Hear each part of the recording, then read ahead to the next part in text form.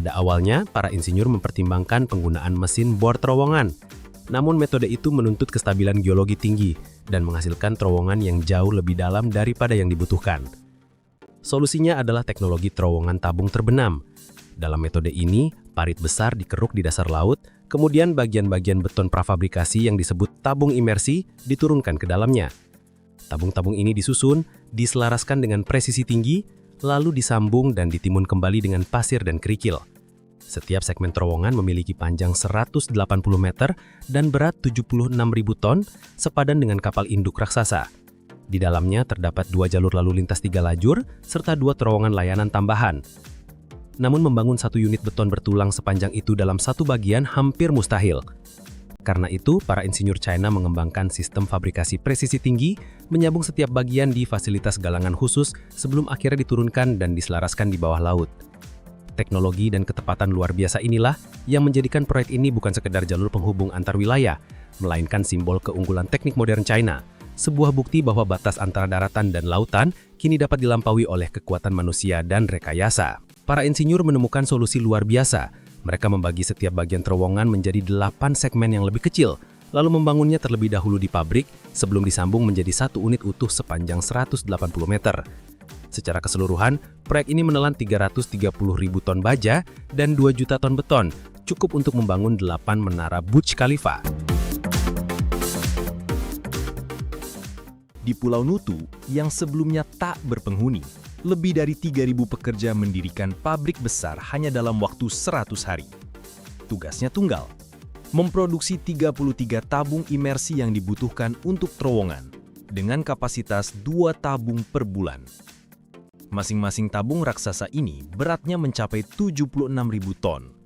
Setelah lebih dari 1.400 hari pembangunan tanpa henti, hampir seluruh bagian terowongan berhasil dipasang. Puncaknya terjadi ketika bagian terakhir, E30, diturunkan dengan hati-hati ke dasar laut. Perlahan, kabel baja menurunkan struktur seberat puluhan ribu ton itu, sementara para teknisi di atas memantau setiap detail secara real-time. Setelah 26 jam penyesuaian presisi, segmen terakhir itu akhirnya terpasang sempurna. Penyelam kemudian turun untuk melakukan pengukuran tingkat milimeter, memastikan bahwa seluruh sambungan benar-benar sejajar. Begitu hasilnya dikonfirmasi, terowongan bawah air jembatan Hong Kong Zhuhai Macau resmi terhubung sempurna, menandai selesainya salah satu proyek rekayasa paling menakjubkan di dunia modern. Namun, ini bukan hanya tentang membangun terowongan. Ini adalah kisah tentang kecepatan, ketepatan, dan ambisi nasional. Seorang menggambarkannya dengan indah. Kebangkitan China seperti proses belajar manusia, menjadi lebih pintar melalui keberhasilan dan kegagalan. China menyerap, meniru, lalu menyempurnakan teknologi dunia. Banyak proyek besar ini bukan dibuat untuk pamer, tetapi untuk memperbaiki kualitas hidup dan memperkuat konektivitas nasional. Seorang pengguna lain bahkan berkomentar, Amerika Serikat menghabiskan lebih dari $1,5 triliun untuk pertahanan, bukan untuk infrastruktur modern.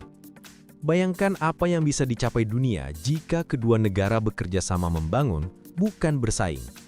Namun di balik segala pencapaian spektakuler itu, ada sisi lain yang tak selalu terlihat. Pembangunan skala besar seringkali menuntut pembebasan lahan besar-besaran, deforestasi, dan penggusuran masyarakat lokal. Dampak lingkungannya pun tidak kecil, polusi udara dan air, kerusakan habitat, bahkan perubahan iklim lokal di sekitar area proyek. Di satu sisi, China menulis sejarah baru dalam rekayasa modern. Namun di sisi lain, dunia juga diingatkan bahwa setiap kemajuan memiliki harga, dan keseimbangan antara ambisi dan keberlanjutan akan menjadi tantangan terbesar bagi masa depan peradaban manusia. Contoh paling menonjol dari ambisi besar Tiongkok adalah Bendungan Tiga Ngarai, yang menggusur jutaan penduduk dan mengubah aliran alami Sungai Yangtze, serta inisiatif Sabuk dan Jalan, yang menimbulkan kekhawatiran mengenai keberlanjutan lingkungan di berbagai negara peserta. Meskipun proyek-proyek ini menjanjikan pertumbuhan ekonomi dan konektivitas global, tidak sedikit yang menilai bahwa kemajuan tersebut datang dengan harga mahal. Penggusuran paksa, pembatasan kebebasan berpendapat, dan eksploitasi tenaga kerja. Kurangnya transparansi dan akuntabilitas dalam pelaksanaannya juga memunculkan pertanyaan serius tentang dampak sosial dan etika di balik kemegahannya. Namun, sebagian orang melihatnya dalam konteks yang lebih luas. Tiongkok adalah peradaban kuno yang hanya tertidur sejenak. Kini, ia bangkit kembali untuk merebut tempatnya di puncak sejarah. Bagi mereka, semangat membangun adalah bagian dari identitas nasional Tiongkok. Selama ribuan tahun, rakyatnya telah mendirikan tembok, bendungan, jembatan, dan kota. Dan hingga kini, mereka terus membangun. Lebih besar, lebih cepat, dan lebih berani. Langit seolah menjadi batas pencapaian baru bagi negeri ini. Dari jembatan lintas laut hingga terowongan bawah laut, dari jaringan kereta api berkecepatan tinggi, hingga proyek pengalihan air raksasa, Tiongkok terus mendefinisikan ulang batas kemampuan rekayasa manusia. Namun ini bukan sekedar cerita tentang baja dan beton. Ini adalah kisah tentang ambisi, visi, dan tekad sebuah bangsa yang berupaya menulis ulang masa depannya.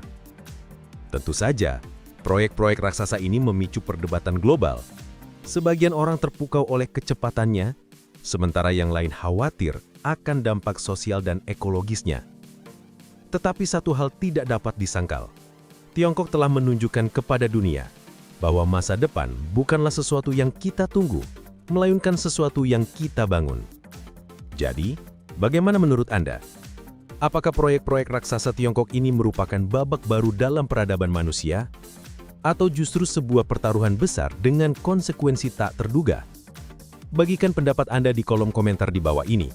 Dan jangan lupa like, subscribe, dan aktifkan lonceng notifikasi agar tidak ketinggalan info menarik lainnya. Terima kasih.